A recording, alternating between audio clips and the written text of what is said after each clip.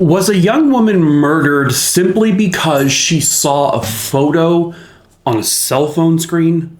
Hello, true crimerers. This is the case of Vanessa Guillen. Viewer discretion is advised. Vanessa Guillen was born in Houston, Texas on September 30th, 1999. Vanessa would grow up with siblings that she absolutely loved. They were like the best of friends. Vanessa was described as just like a really passionate young woman growing up. She would grow up in Texas and she would end up graduating from Cesar E. Chavez High School in 2018.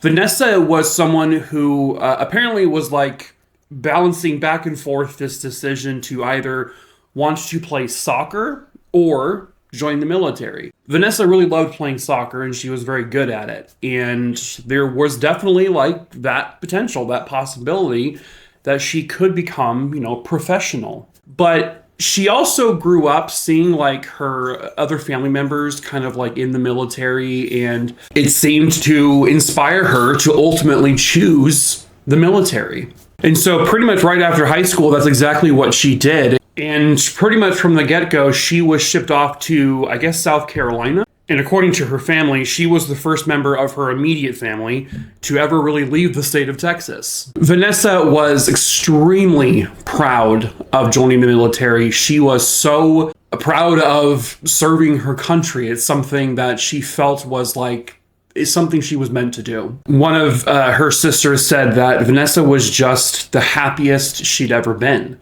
And everyone could tell that she made the right decision for herself, that the military that was it. They said you can just see it in her face, her eyes, her expression, just everything. It just changed about her to know that she made the right choice. I guess after serving some time in South Carolina, she would go to Virginia. And then after that, she was actually shipped back to Texas, where she would be stationed at Fort Hood. Fort Hood, I guess, has recently been, the name has actually changed to Fort Cavazos. But it is a pretty large military post located near or in Guillen, Texas. And this was going to be within driving distance of Vanessa Guillen's family. So that was really good for all of them. But it wouldn't be long after she would be, moved to Fort Hood that her family, because she would go and visit her family, they started to notice that positive, happy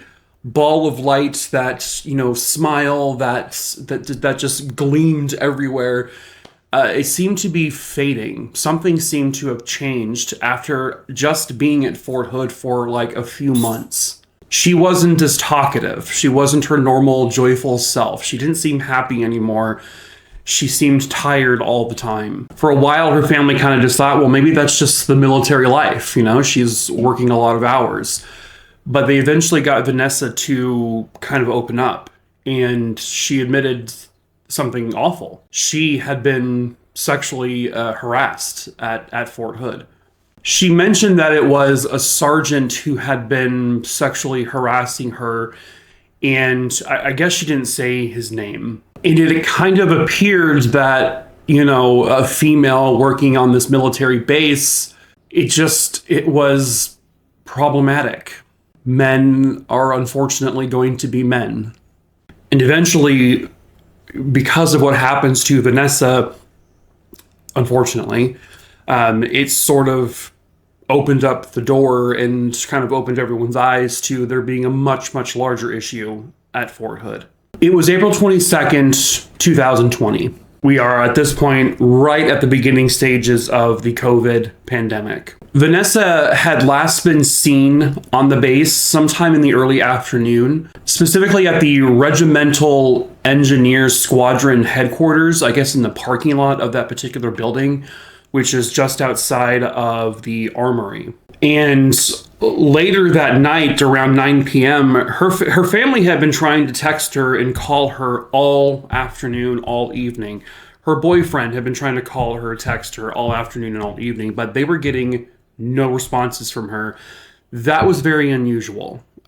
She always responded, always. So they call Fort Hood and say, hey, we can't get a hold of her, like, to know where she is. The following day, April 23rd, she's officially reported missing. And she's officially reported missing to the Army CID, or the Criminal Investigation Division. They quickly found out that Vanessa was seen, I guess, entering the arms room. And she was going in there to, I guess, confirm serial numbers for like particular weapons and equipment. The arms room she entered was actually being controlled by Specialist Aaron David Robinson. Aaron Robinson joined the military in 2017. He trained as a combat engineer, and then by the time this story takes place, he was an E4 specialist. They apparently searched the base, and they searched the surroundings of the base, and they don't find her. They do find her access card, her wallet, her keys, and all that. They find that, I think, in the building she was last seen by. But for months, literally, she's just missing, and they can't find her.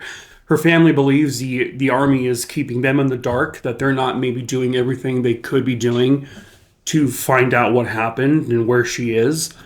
It's kind of, as this is going on, you get these like trickling stories about how there's other women, other female soldiers who have reported sexual harassment, sexual assaults by their male counterparts. And so they're like, is this what happened? And what about this Aaron Robinson fella? He was the only other person in that building, and then she was in it, and then suddenly she's gone. Did he have anything to do with this?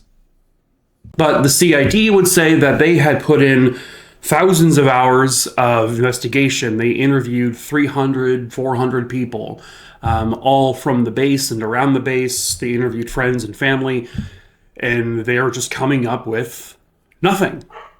It was then kind of discovered along this time that Specialist Aaron Robinson was dating a citizen, a private citizen.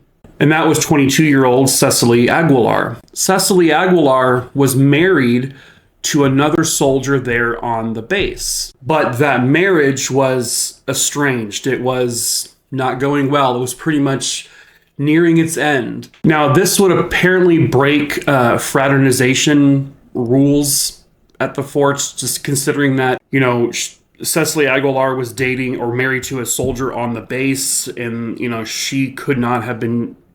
Basically, another soldier could not be dating her if she's married to another soldier. Like, it's bad. It's bad for many reasons, but you can't do that. But what, if anything, did that have to do with the disappearance of Vanessa Guillen? They interviewed Cecily, they interviewed Aaron Robinson, they've interviewed all these people, but they couldn't find any links at that time to why Vanessa Guillen had gone missing. Sure, Aaron was probably the last person to see her, but that doesn't mean anything. And then June 30th, 2020 came. This is approximately 70 or so days after Vanessa went missing. In Belton, Texas, along the Leon River, and this is, I guess, 20, 30 miles away from the fort. So I guess 10 days prior, on June 20th, authorities had searched that area looking for Vanessa, and they found like a burn pit with a lid to a box that they determined was like a military-grade, military-style storage box. But they didn't really find anything else. And then 10 days later, there are some people, some construction guys, contractors working on a fence in that same exact area, and they come across what looks like human remains. And they were partially buried, and they were partial remains. This body had been dismembered. They discovered in that area that there was like concrete laid down, covered by dirt. So someone buried this body, then put down the concrete and then buried it up with dirt so that no one would really see it. But what they determined was that, I guess, somehow, some way, wildlife in the area must have smelled the human remains, and they began to dig them up. And that's how the remains came to be discovered, basically. Those remains would be positively identified to belonging to Vanessa Guillen.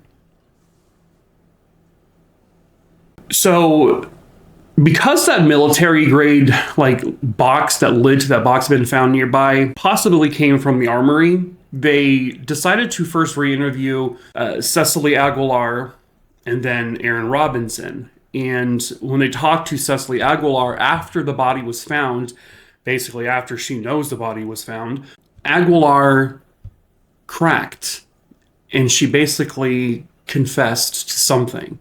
She said that Aaron Robinson killed Vanessa Guillen. He told Cecily that the day it happened, that he struck Vanessa over the head with a hammer multiple times and killed her.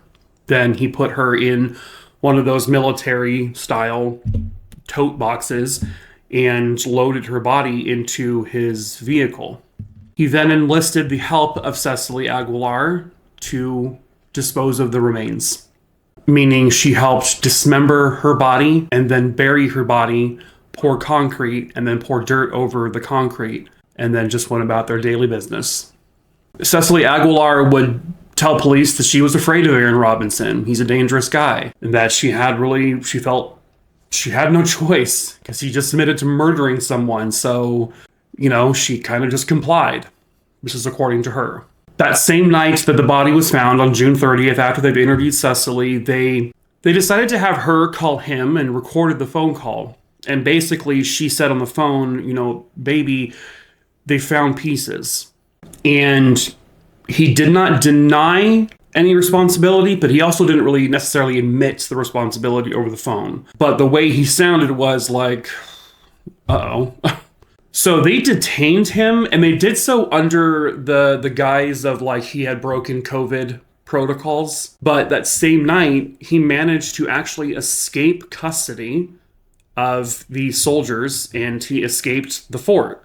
And basically, police begin to pursue him. And now it rolls over into the morning of July 1st, 2020. They think they have him cornered. They're trying to get him to basically surrender peacefully, but they don't know that he has a handgun. He puts the gun to his head and he pulls the trigger. And Aaron Robinson kills himself.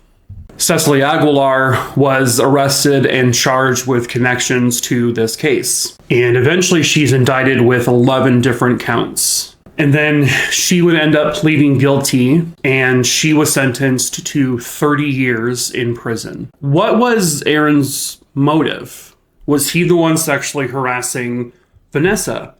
Turns out no. Turns out it was somebody else. Aaron Robinson apparently, I guess, had issues with sexually harassing other women on the base, but that wasn't the supposed motive. I don't think the motive for sure has ever truly been established, but according to Cecily, Vanessa was in the armory with Aaron Robinson that day. She was just doing her normal business, as was he. His cell phone apparently lit up, which showed his lock screen, his home lock screen. And it was a picture of him and Cecily Aguilar. Apparently, Vanessa saw that photo.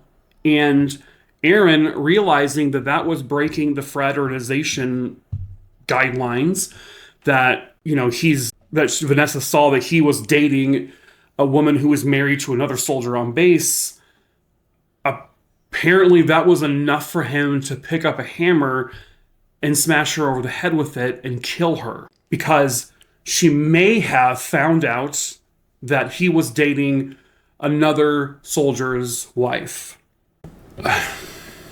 Wait, that's just... Okay. Vanessa's story would help lead to the fact that there was so much more sexual harassment going on that base. There were so many leaders involved who weren't doing anything about it. There were 14 leaders and commanders who would end up being seriously disciplined for their leadership failures. Basically, they discovered that there was this sexual harassment, these sexual assaults, they were being allowed on the base. Like, they were just not doing anything about it. They knew it was happening. They did nothing about it. A major general and a command sergeant major were also both suspended. And then there were a slew of, soldiers who were either disciplined or were discharged, but their names haven't been released. Fort Hood also had other people go missing kind of around the same time. A 23-year-old soldier named Elder Fernandez, he had gone missing, and he had actually also been reporting that he was being sexually harassed. Well, he was later found, and he had ended his own life because of this harassment, and because no one was doing anything about it. While they're searching for Vanessa, they actually find another body, another soldier named Gregory Morales. He actually vanished in 2019 from Fort Hood. And as they're searching for Vanessa, they find his skeletal remains, and they determined that foul play was involved, but his case is still unsolved. They haven't figured out who killed him. And then, of course, at Fort Hood, back in 2009, there was a mass shooting. 13 people were killed, 30 people were injured. And then in 2014, another mass shooting happened where 3 people died. So there's like a history there of violence, of sexual harassment, of sexual assault. And so when this happened to Vanessa, it seemed to finally kind of just release, right? And like let the entire world see. I mean, we all knew about the mass shootings, but the harassment and the assaults and the other, the violence, murders and all that, it's like, yikes. But at least a whole bunch of people were reprimanded, people were let go, people were discharged. A lot kind of came from this. And because of Vanessa's story, they enacted, I guess, a new bill that now under the U.S. Military Code of Conduct, sexual harassment is now considered a criminal offense. That, for some reason, had never been a part of the Military Code of Conduct Justice. And this new bill also allows soldiers to report harassment, assaults, etc., to commanders who are not their direct commander. They're now allowed to report out of their chain of command if they don't feel comfortable reporting to them. And that's because their chain of command may also are the chain of command of the people who are harassing them. So there may be like a connection between those two. So that's why now you can report outside of it. It's really unfortunate that it took Vanessa Guillen to be murdered for this to all kind of happen, but if you want to say something positive happened from it, I guess we have that. So Vanessa, really, she kind of brought all of this out, thankfully. They have her to thank for it, but at the same time, you also don't have her anymore because she's been murdered. Vanessa Guillen just dreamed of this life of serving her country, helping her country, and that's what she wanted to do. That's what she was good at. But unfortunately, Vanessa would be let down by the people who were there to not only protect the country, but also to protect her. Vanessa and many, many, many other soldiers, male and female, were completely let down. And Aaron Robinson is dead. Cecily Aguilar is in prison for 30 years. But Aaron Robinson took the coward's way out. And that's not really justice, in my opinion. But at least he can't hurt anyone anymore. And I just hope that in some way, shape, or form, Vanessa Guillen, knowing the positives that came from this horrible event, hopefully her and her family can be at peace.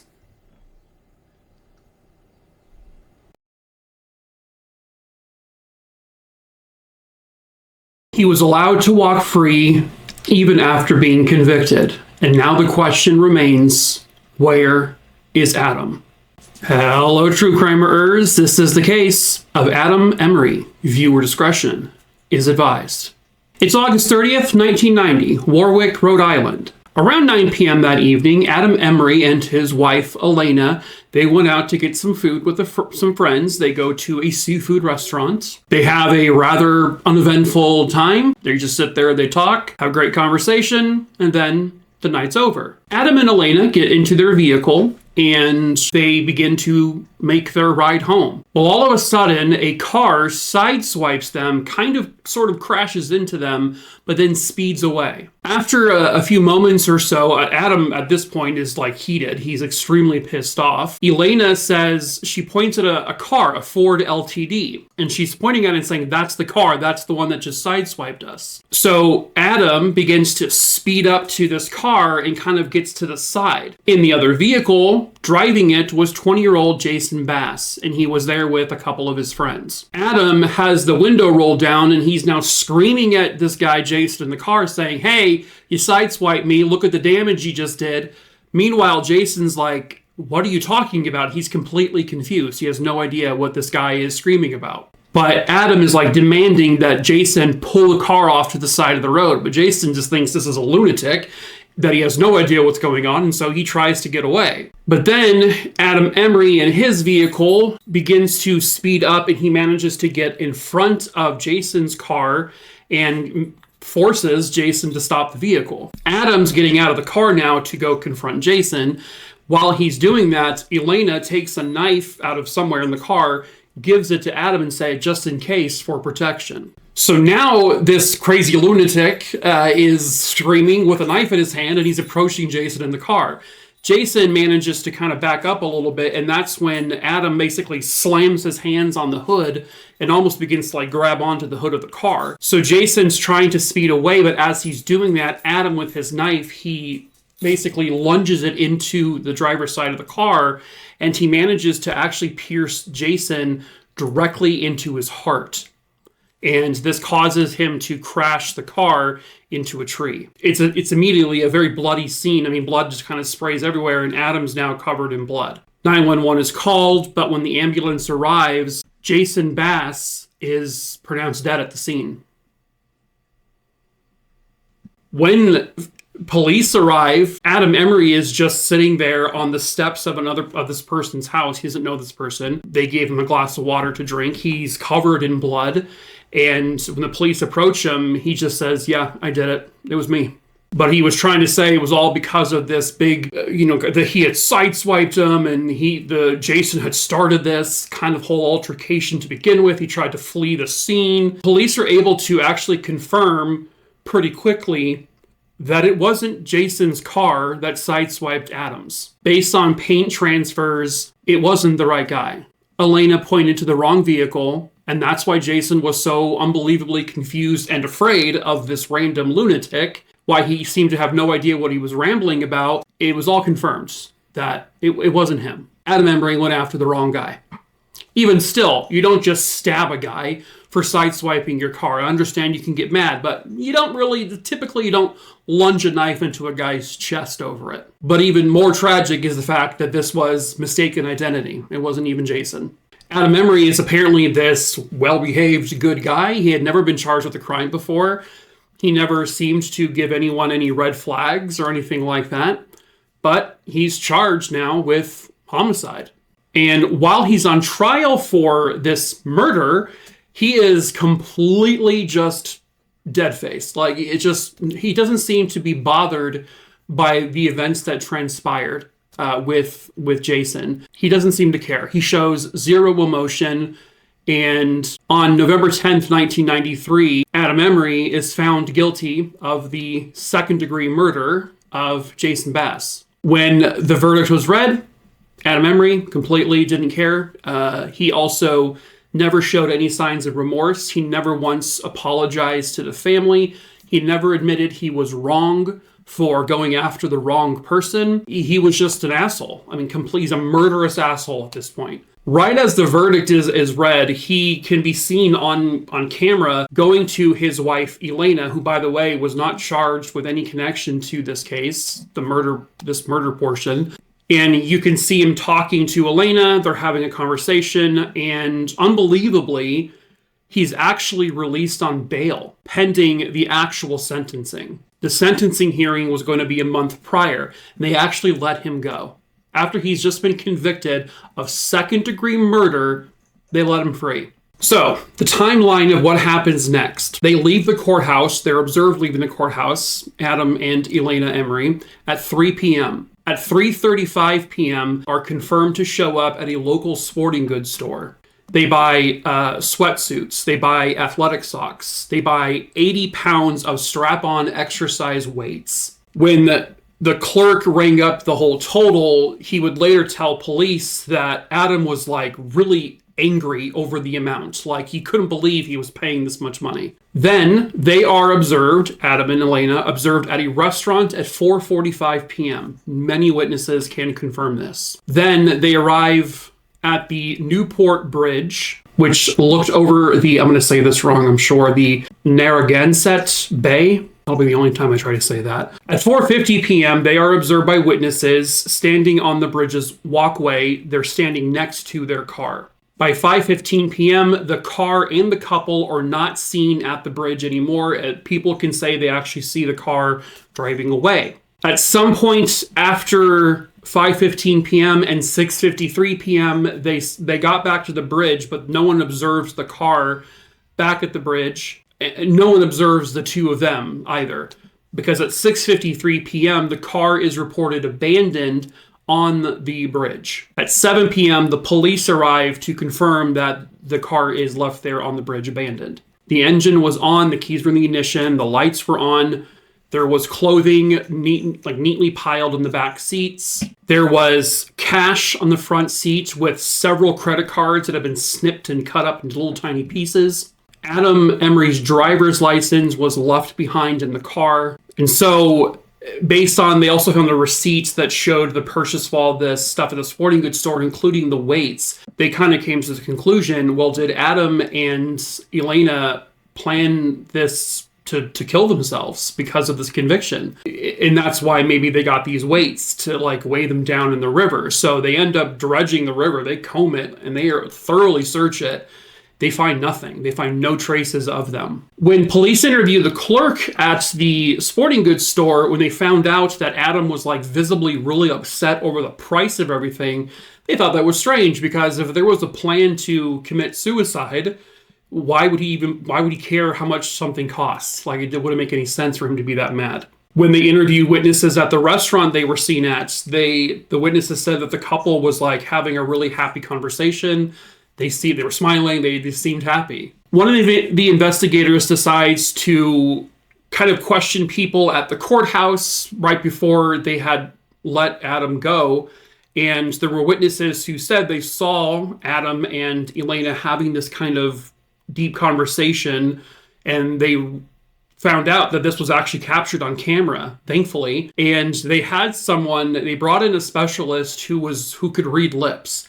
So they had them watch this footage of Adam and Elena talking. And what they believe Elena said, they believe she said, quote, "We're gonna do what we originally said you promised me," end quote. And it sounded to them like this was a planned thing, that they had planned something. Was this a planned suicide, or was this a planned staged suicide for them to go on the run? 9 months goes by, and they have no luck. There's nothing found, no traces of them. They're not seen by anyone. There's no reported sightings of them. They're just gone. A warrant is now put out for both of their arrests, and both of them are considered fugitives. Well, there are some fishermen who are fishing in that nearby bay when they pull up something grotesque. It is a severed human foot, which essentially was just a bone, and on that bone was a sock. The sock, they would find out later, was the exact type of sock that was purchased by Adam and Elena at the sporting goods store. It doesn't mean that that's definitely one of their feet, but it just goes to show, like, well, what are the odds? But what was weird is that a forensic anthropologist examined this foot and determined that it came from someone who was no taller than 5'7", and it came from a white male. Well, Adam was 6'1", so they didn't even know if this foot actually belonged to him. They searched that part of the bay again. They searched very thoroughly, and they came up with nothing. So the FBI, the police, they all had these posters out. Basically, if anyone sees these two, we need them. We need them to be apprehended. Approach cautiously, or don't approach them, but call the police or the FBI if you see them. But they still don't really get anywhere with that. They were getting some tips from time to time, like, oh, we think we saw Adam by himself in places like Italy. They saw Adam and Elena together in other European countries, but none of those were ever confirmed. On August 30th, 1994, there were some more fishermen in that same exact bay in the sort of similar area to where that foot was found.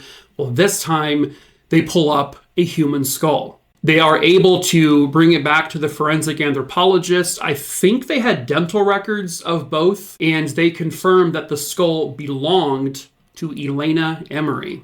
She was very much dead. But it was really just her skull that was found, and that was it. So once again, they searched that part of the bay. They searched all over that bay.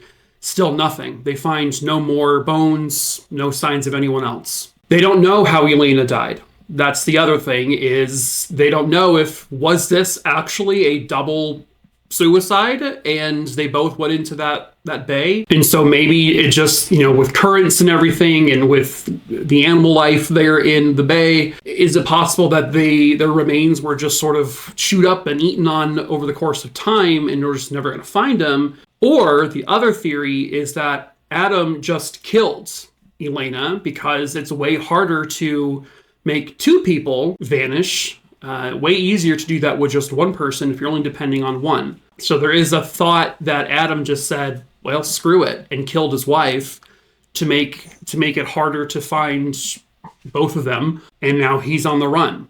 Or did Adam also go into the bay on that day and died? They have continued to search for him, but in 2004, they would end up having Adam Emery declared legally dead. However, as recently as 2018, he is now back on the wanted list. So I don't know if that means they have information that suggests he is still alive or what, but he is now considered once again a wanted fugitive. There is a chance that he is dead, and that this was just a one last hurrah by Adam and Elena. Maybe they had this wonderful final date night, I guess, right? They go shopping, they go get some dinner, they go look at the bridge and take a nice little sight. And they said, okay, we're going to go kill ourselves off this bridge now. It is possible, but I don't know. I feel inclined to think that Adam killed Elena to make it easier for him to get away, and he's just out there somewhere. Hey, maybe he's watching this video, or maybe he's watching anyone's video on this. Hi, if you're out there, maybe you should turn yourself in, You did a bad thing, and you need to be held accountable for it properly. Why? I don't understand. I understand the legal process, how people can be bonded out and all that, but for God's sakes, slap a freaking, a monitor on his ankle or something. Don't just say, hey, you're convicted of second-degree murder. Now, go on, you get out there, kids, and you have fun for a month before we sentence you. That's stupid. That's dumb. But I don't make the rules. I don't make the rules, okay? But Adam Emery may be out there somewhere, and perhaps you have seen him. Perhaps you know where he is. Perhaps you've been in communication with him. Somebody somewhere out there has to know, and perhaps that someone is you. So if you have information, you are encouraged to call your local FBI office to report anything you know. As far as you know, when it comes to the FBI, I think you can still report information anonymously, not having to say who you are. Just got to say what you know. And he needs to be brought in if he is still alive. I mean, this man has killed one person for sure. Maybe he's killed two. God knows how many others if he is still alive. So if you know where Adam Emery is, please contact your local FBI office and help bring him in. And he needs to be held accountable for what he did to Jason Bass. Because as of right now, Jason Bass has yet to get the justice he rightfully deserves.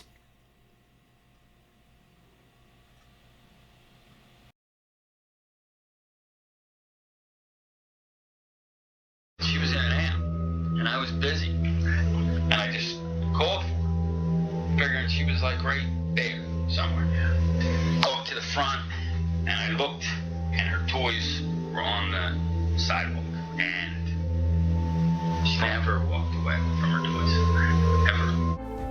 In the afternoon hours of July 12, 1988, innocents would be stolen off of their front yard. Police claim they found the killer. But did they? Hello, true crimerers. This is the still unsolved mysteries case of Barbara Jean Horn. Viewer discretion is advised. And this one is about a very young child.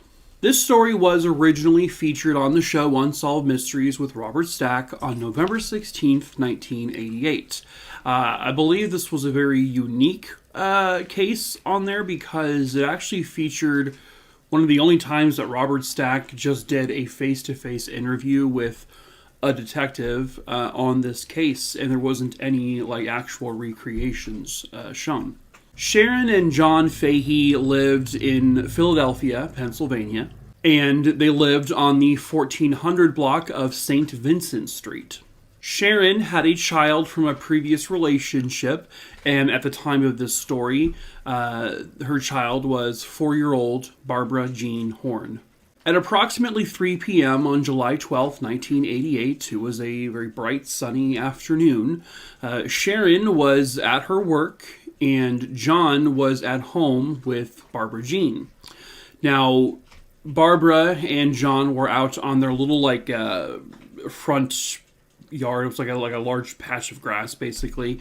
And, he was just out there watching Barbara play with her toys, just having a good old innocent time.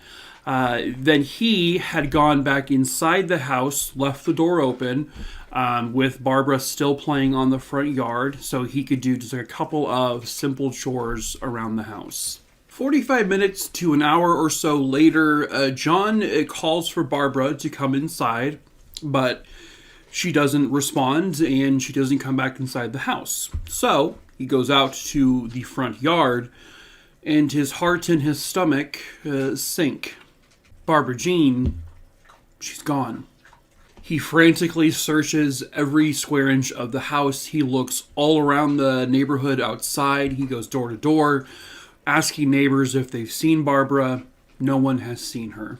So after a few minutes of desperately searching, he calls 911 and reports that she is missing. Given her age and the fact that she's nowhere seen in the entire neighborhood, police respond very quickly and they get to the house. John then calls Sharon at work, who hops on a bus and immediately comes home. John, along with family members, search the neighborhood. They go crazy. They are just looking at every single thing they can find, turning every stone over, and they find nothing. By the way, before anyone passes judgment on John Fahey, please understand that this was 1988. It was a significantly different time. Parents could be way more trusting of kind of leaving their child in the front yard kind of by themselves playing, because this sort of thing wasn't like, an everyday occurrence, of course. Adults could put trust in their neighbors. They've built relationships with neighbors because people actually spoke to their neighbors back then, and neighbor kids played with each other in the neighborhood back then. So typically you could step a few feet away inside your house, get a couple chores done, and everything back then should be fine. In fact, sadly, it's because of stories like this as to why we are now more paranoid, or parents are more paranoid about leaving their kids unattended, understandably so. But again, this was a very different time, so please don't, accuse John of any craziness. The man has already had to deal with a lot, and I know, and I'm sure, he was riddled with guilt. At any rate, here is a brief excerpt from an interview that John did with police in the initial investigation. And I want to give credit where credit is due. I got this little clip, this little interview, off of another YouTube page about the Barbara Jean story. The page is called O&F Productions. I'll link them as at the end with the little video to go directly to theirs, if I can figure it out. But it sounds like if you are local to Philly, you might enjoy following their page. So give their channel a subscribe. She was in an amp, and I was busy, and I just called her, figuring she was like right there somewhere. Go up to the front, and I looked, and her toys were on the sidewalk, and she never walked away from her toys, ever. So he basically recounts kind of what I told you. So at this point, it's all hands on deck. They are searching everywhere and anywhere they possibly can. And unfortunately, it would not take long after that to locate Barbara Jean. Shortly before 6 p.m. that same evening, so just a couple of hours after she seemed to disappear, some folks who lived down the street from Barbara Jean's house, well, they found something pretty devastating. Outside on the driveway of 1409 St. Vincent Street, the residences of that home saw a large brown cardboard box that once held a 13-inch television. Yes, back then, televisions were humongous, even the small ones. So they came in really big boxes. The strange thing is this was garbage day, and the garbage had already been picked up much earlier in the day. So this TV box was new. It was kind of just recently put there. So they went out to look, they opened the box, and inside they found the badly beaten and unclothed body of 4-year-old Barbara Jean Horn. Her hair was wet. It appeared that someone had washed her, in some attempt to destroy any potential evidence. She had several blunt force injuries to her skull, and she had bruises kind of on her upper body. The coroner would later determine that those injuries on her head were very likely caused by something along the lines of a very light, like 2x4 piece of wood. Police immediately canvassed the neighborhood. They began questioning every single person that they can. One of them was a man by the name of David Shetman. He lived at 1429 St. Vincent Street, so just a few houses or so down from where the body was found in the cardboard box. He told police that sometime around 5:12 p.m. he was out on his front porch waiting for someone to come home when he saw a man carrying and struggling to carry a large cardboard TV box. The man puts the box down on the sidewalk and he attempts to walk away. But David said, hey, you can't just leave that there. That's not where that would go. So the man turns around, and I guess what he does is he just sort of pulls out a pack of cigarettes, he lights up a cigarette and smokes, and then has like a brief conversation with David. And then after that, he just picks up the cardboard box and he continues to walk away. What's so haunting about this is this David Shetman, he came face to face with a child killer. He was literally staring at the cardboard box that at this point likely held the body of Barbara Jean, and he had absolutely no idea. So he gives a pretty detailed description of the man he saw, and they come up with the composite drawing of the man. They begin to pass this composite drawing around the media, around the neighborhood, surrounding areas, just to see if anybody recognizes this man. Police were kind of quickly then given a tip about a man by the name of Ross Felice, or Fellis, Felice, I'm not sure how you pronounce it. He allegedly bore a striking resemblance to the composite drawing. Neighbors would tell police that on the day of the murder, after 5 p.m., they saw a man who looked just like this Ross person walking around the neighborhood. Either after the body was found, he was sort of seen pacing back and forth up and down the streets, looking kind of nervous. Other people also saw him dragging a large cardboard box. He appeared to be grasping onto a trash bag and pulling the cardboard box along with it. There was a trash bag found in the box on top of Barbara Jean. Fast forward a few months later, in January of 1989, police were already basically kind of surveilling Ross Felice. And so what they did was they had one of the witnesses who reported seeing him in the neighborhood that day ride along with them. And they found themselves at a local gym, and they asked if we're willing to go inside to see if they could recognize the man they saw that day.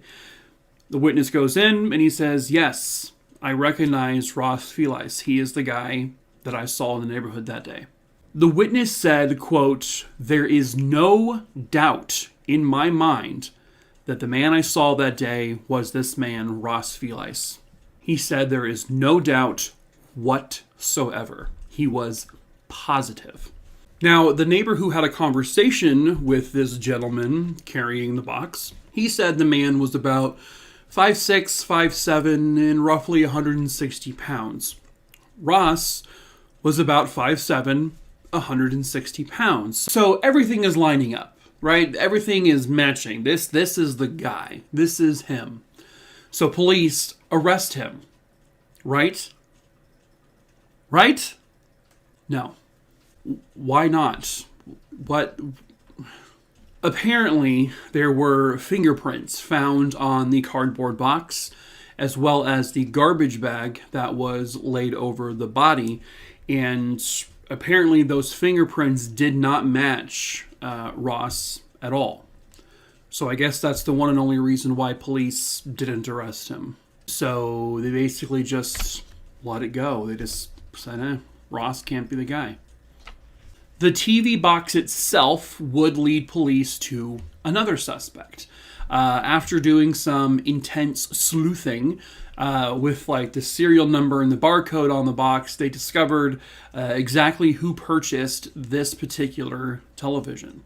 It was purchased by Ruth and Joseph Ward, who lived in the exact same neighborhood as Barbara Jean. They had a college-aged son named Wesley Ward. I can't find a whole lot on him or what police dug up on him. Apparently he was at times kind of trouble, but nothing like extreme. They would end up searching the Ward home from top to bottom, every square inch. And they really didn't come up with any significant evidence to say, oh yeah, Wesley did it, or anyone in the house did it.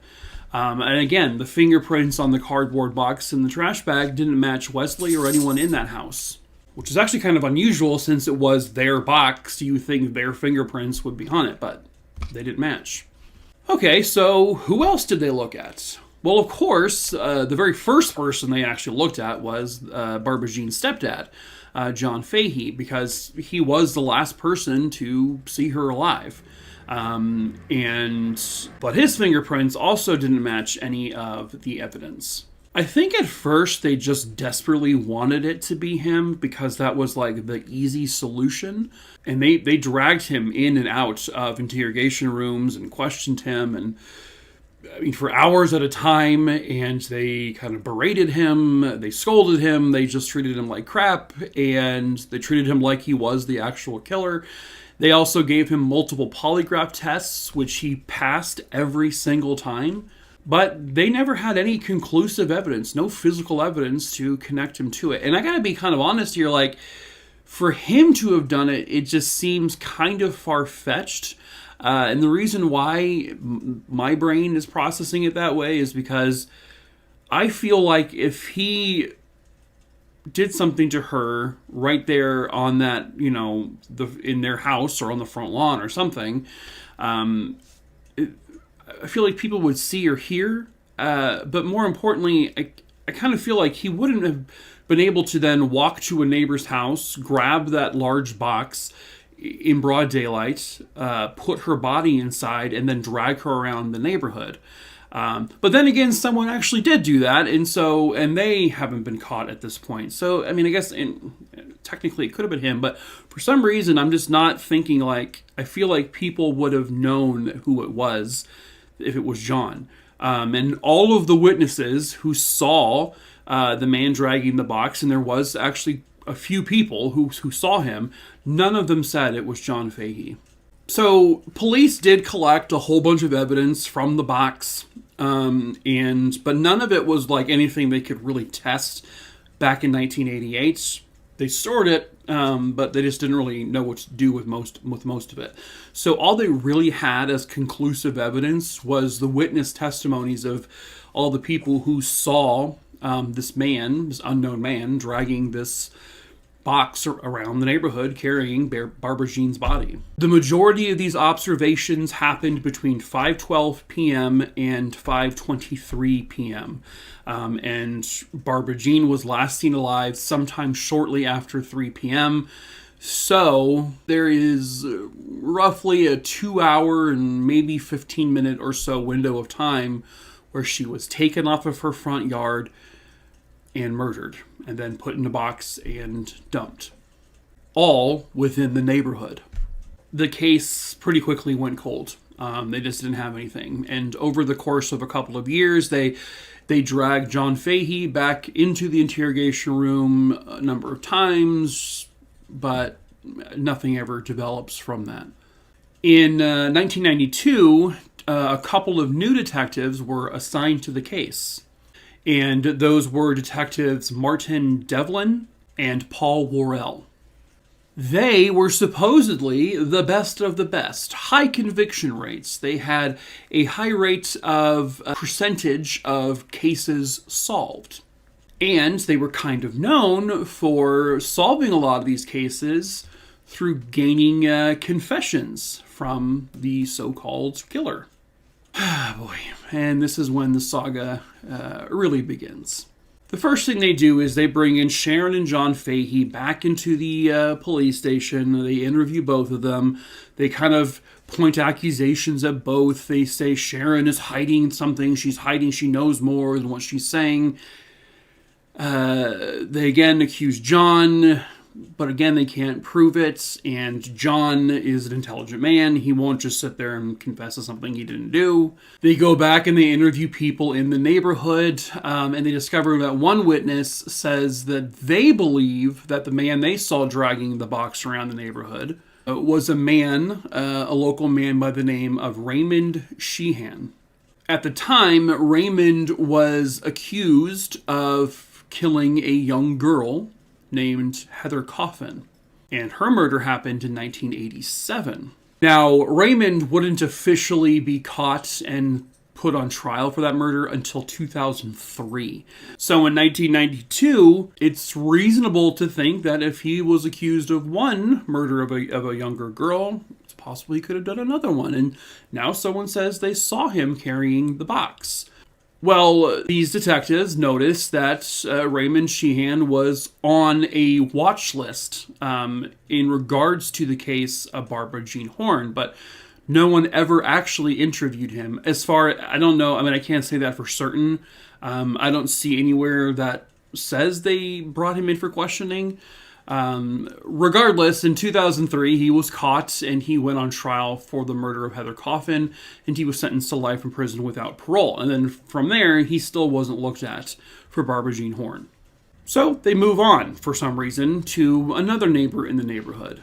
And his name was Walter Ogrod. Poor Walter. Walter lived across the street from where Barbara Jean lived. And he lived with a couple of friends that he basically was renting rooms of that house to. His family used to live in that house. And actually, kind of as a side note, this house that Walter was living in, as he was living in it years prior, there was another murder that took place in the house. I think that murder is still unsolved. I didn't really do a deep dive into it. Probably I should. But regardless, Walter was never like a suspect in that. He was completely like, no, he's not. He wasn't the one who did it. But eventually, Walter remained living in the house. He would move out of state for a little while. Then he came back. And he just rented rooms out. And so the friends that lived there, they had a son named Charlie Jr., and Charlie Jr. was a boy around the same age as Barbara Jean, and the two of them would play all the time. They were friends. Walter had absolutely no criminal background. He's never been arrested, nothing like that. Walter did attempt to serve in the U.S. Army, but unfortunately after a while he was discharged because Psychiatrists in the Army deemed that he was developmentally disabled, so he was discharged. He graduated from a school that specialized with like students who have disabilities, learning disabilities, and he would actually graduate high school 2 years later than everyone else did. He was slow. He was also diagnosed as having like a mixed personality disorder. People close to Walter said he was, again, very slow, but he was very, very easy to manipulate. And that, I think, is what detectives honed in on.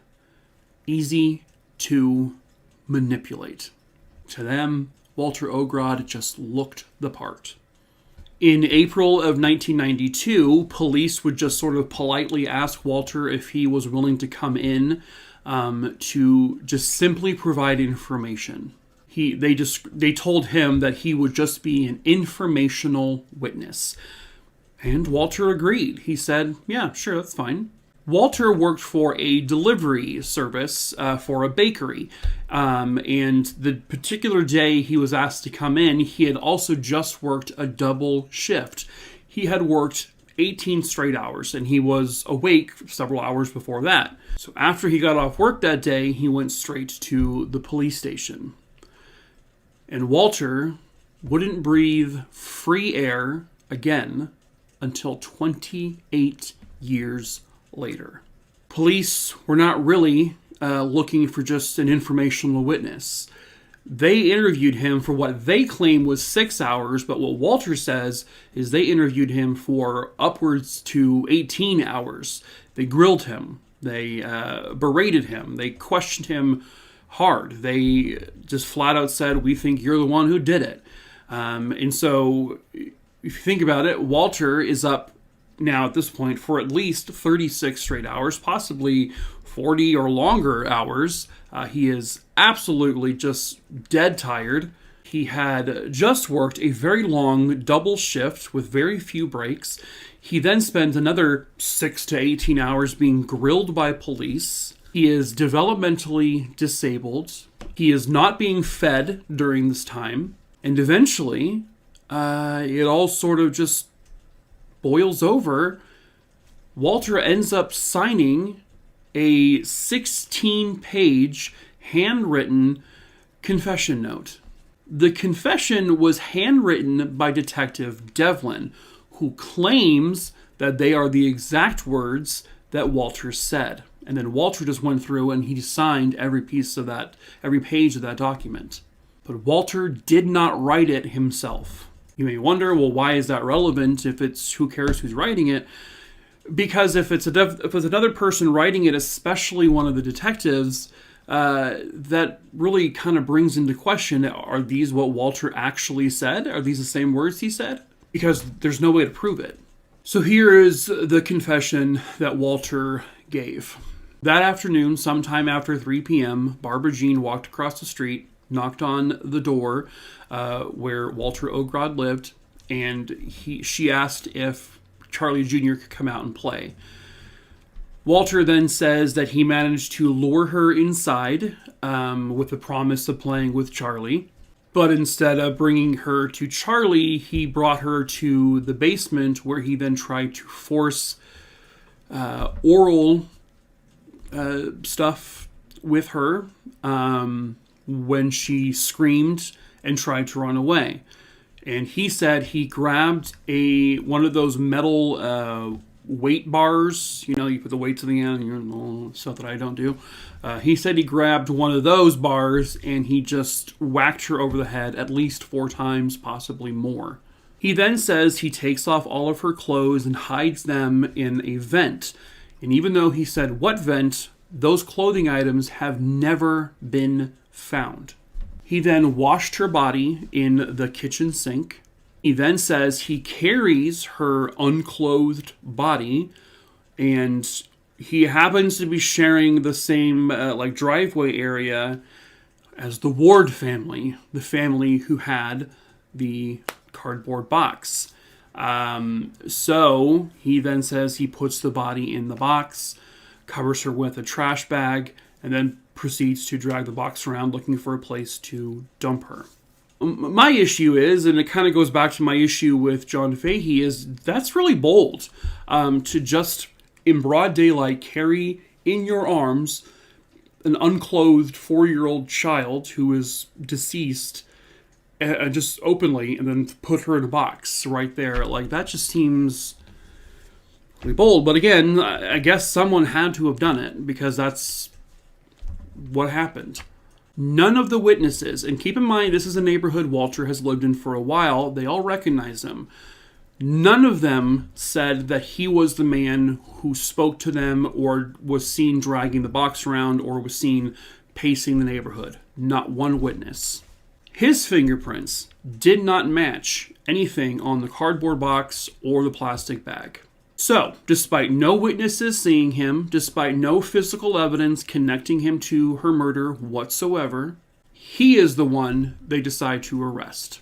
On April 6, 1992, he is arrested and he is charged with her murder as well as sexual assault. It's really interesting to me that the guy who was ID'd by several people is the one they did not even arrest or bring in for questioning. It just seems very strange to me. At any rate, because of the arrest, a court-ordered psychiatrist would be assigned to work with him, just given his history of, with his mental state. They determined, after speaking to Walter many times, that the written confession was in no way, shape, or form the way Walter speaks. They used words that Walter would not use. When you're writing a confession that someone is giving, you're saying exactly what they say, word for word. They read the confession, the psychiatrist did, and said, those aren't his words. That's not how he sounds. So Walter's defense team tries to have the entire confession thrown out, but the judge and the courts were like, no, we'll leave him in. It's fine. He confessed, so we'll leave it in. I swear to God, I am so sick and tired of these detectives and these prosecutors exploiting the mentally unwell, the severely mentally diminished people, because these unskilled and lazy detectives are just too dumb to figure out who actually did it. So just blame the person who doesn't know any better, who basically, this adult who has the mindset of a child possibly. Yeah, we can just pin it on them. It brings me back to like the Brendan Dassey situation, as well as many, many, many others that this exact same thing has happened to. It's sick. It's deplorable. They should be ashamed of themselves. They're monsters just like the monsters who killed people, because you're lying to the families when you say, oh, we got this confession out of them. You are doing a disservice to the victims' families by saying, we got him, when in fact, you probably didn't got him knowingly and willingly didn't got him because you just didn't want to do the work. And he was just the easy person to pin this on. Because now you're giving the family false hope. We found the guy. He's going away forever. I feel like the detectives who do this, it should be punishable by law, or they're sentenced to like 50 years in prison. Sorry. Harsh opinion, probably, but that's what I think. I think it's sick. So at trial, his confession said that he struck her with a metal weight bar, which is pretty heavy. But the coroner would say, I believe that she was struck by some sort of light object, like a small piece of wood, possibly a 2x4. Now, they did say likely, not definitively, but the prosecution would bring up someone who says, no, these injuries could definitely be caused by a metal bar. Could have been, not definitively. The prosecution also brought in a jailhouse snitch to testify against Walter. This jailhouse snitch was named John Hall. He was nicknamed the Monsignor because apparently John Hall had heard more jailhouse confessions than a priest had heard confessions. That was sort of like the joke about him. Which jailhouse snitches, they're always reliable, right? They're always doing it for unselfish reasons, right? Well, he claims that Walter told him, while Walter and him were in jail together, that Walter confessed. He said pretty much the same things that he said in his confession. The information that this snitch had was all public information, by the way. It was all reported in the media. Why does the Commonwealth use jailhouse snitches at all? I mean, to me, it just reeks of desperation. You know, you can't get an actual witness, so you bring one who just says whatever they want to say for fun or for a reason. Walter, of course, would also testify. He said the confession wasn't real. It wasn't his confession. The detectives made up a lot of that information. They lied to him, saying that that there were many witnesses who saw him as the guy dragging the box around the neighborhood. Bold-faced lie, because no one did. They also threatened him. They told him that they were going to tell people in the jail that he killed a little 4-year-old girl, which would certainly get him put a target on his back in prison, and he would probably be beaten to death. That's what they told him. So they scared him. They knowingly used his low mental capacity against him. He said they didn't feed him, they didn't give him much to drink, they didn't let him sleep. They basically kind of mentally tortured the guy for who knows how long, 6 to 18 hours at least. For some reason, they also didn't really permit them to openly accuse other people of this murder, which is technically a Brady violation, which is the same thing that happened in the Making a Murderer trial. You know, they didn't allow Stephen Avery to accuse other possible suspects, which is a no-no. You're not allowed to. A Brady violation means you're supposed to allow them to the accused to accuse other people, to say if you have reasonable evidence. You can't just throw it out there like they always did on that show, The Practice. You have to have proof and substantial evidence to do so. And I think in this case they kind of did, but they weren't allowed to. In the beginning of November of 1993, the jury would come back, and they came back with, when asked, they said, "We find the defendant not guilty." Yay, great, he was found not guilty.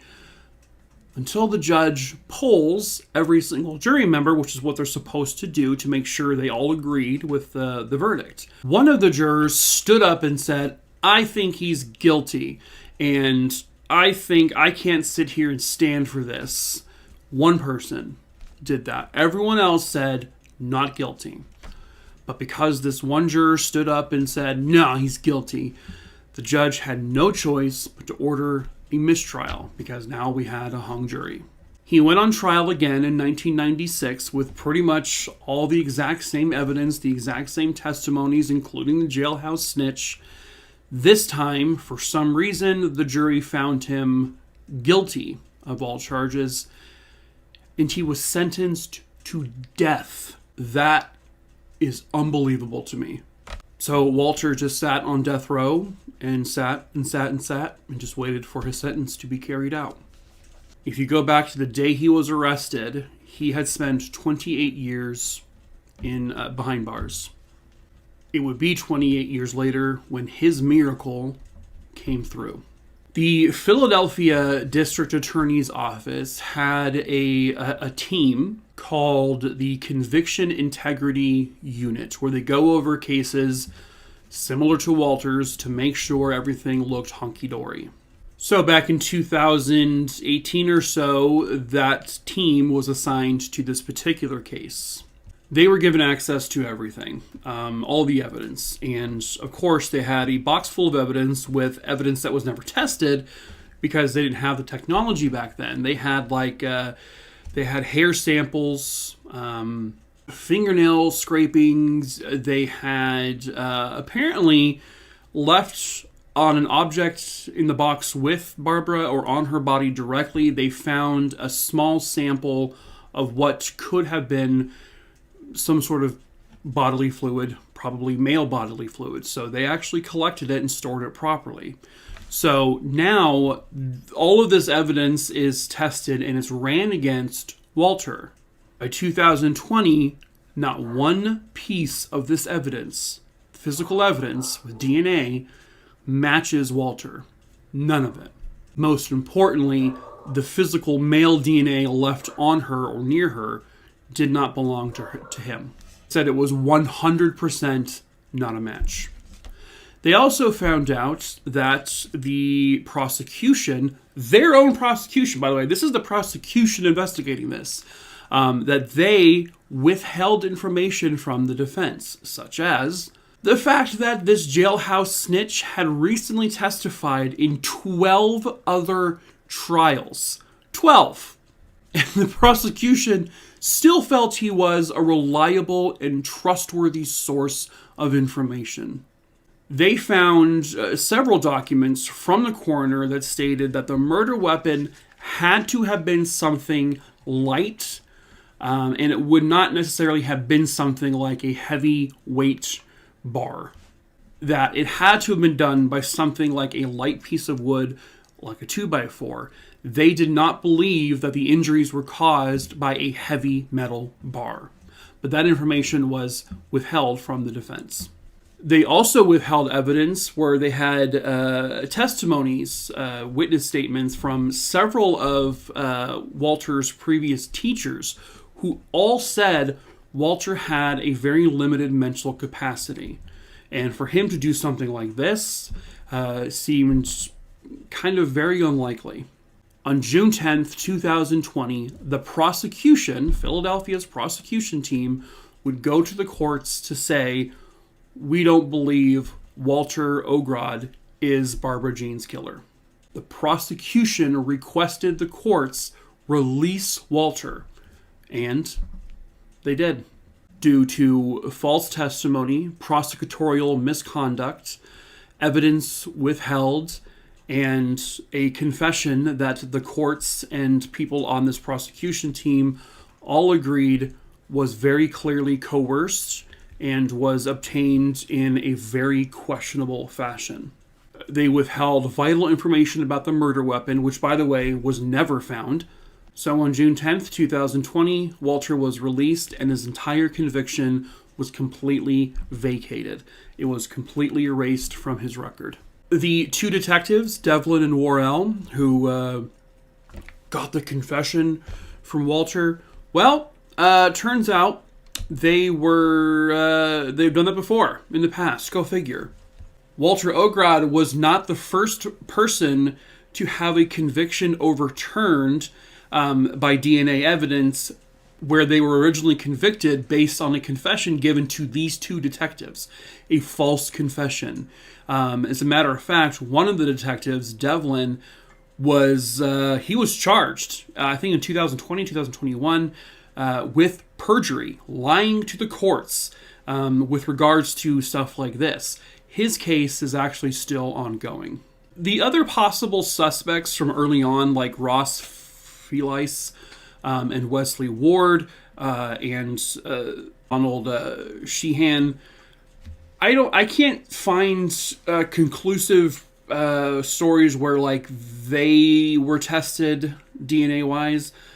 So I'm not sure if they've actually done anything along those lines. I saw a blurb where they pulled items, they did search their homes, and they pulled items from their homes, and none of those items matched DNA of Barbara, but I don't know if they've tested the DNA found on her or other items found near her against them yet. I'm assuming they haven't, or they have, and there's just nothing came back, but I don't know. The Philadelphia Police Department reopened the case in 2021. And this case is back to being still an unsolved mystery. And at the heart of this entire case is a little 4-year-old girl named Barbara Jean Horn. She was just 4 years old and did not get to experience life. She didn't get to have a favorite movie, a favorite cartoon. She didn't get to go to school, graduate. She didn't get to go to prom. She didn't get to find a boyfriend. She didn't get to get married. She didn't get to do anything. She was a 4-year-old girl who barely lived. She loved to play with her toys, and she was as sweet as can possibly be. She was an innocent. She was pure innocence. And at 3 p.m. on July 12th, 1988, Barbara Jean was just a 4-year-old girl playing innocently on her front yard with her favorite toys. And then a faceless monster walked up to her and took that innocence away without feeling anything, without feeling remorse, guilt. He just took it. This person robbed the world of whatever future Barbara Jean Horn would provide to society. A 4-year-old girl who would trust anyone, especially people in her neighborhood. She probably waved and smiled to the man just before he took her because she was friendly. That's who Barbara Jean was. A 4-year-old girl playing on her front yard in Philadelphia, Pennsylvania, without a care in the world. And this monster would snuff out that beam of light forever. A 4-year-old girl named Barbara Jean Horn. And the monster that did this to her is still out there. He's roaming the world. We can all hope he's dead, but we can't say for sure.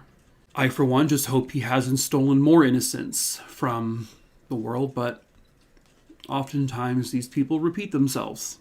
If you have any information about the murder of Barbara Jean Horn, please call 215-686-8477. You can do so anonymously. You can help slay Barbara's monster. Someone, somewhere out there, knows the truth. Perhaps that someone is you. And that is it for this case. I hope you found it interesting. These types of cases are always the hardest ones to talk about when it's a child involved. But if you would like to see more cases from me, you can scroll through my YouTube channel. I got lots more videos, so please like, comment, and please subscribe, especially if you love true crime. I post multiple stories a week. And I also have many compilation videos from my TikTok page that I brought over here. If you would like to have me cover a case, please email me at mikey@truecrimerer.com, but check the list first to make sure the name isn't already on there. If it is, please don't email me. I pick the cases I cover at random. I will get to it eventually. I just don't know when. If you don't see it, just send me the name, where it happened, when it happened, and I will, once I see it, I'll add it to the list. Well, alright, True Crimeroonies, that is it for this video. Until the next case, I have highlighters up my nose. I sound like an idiot. What?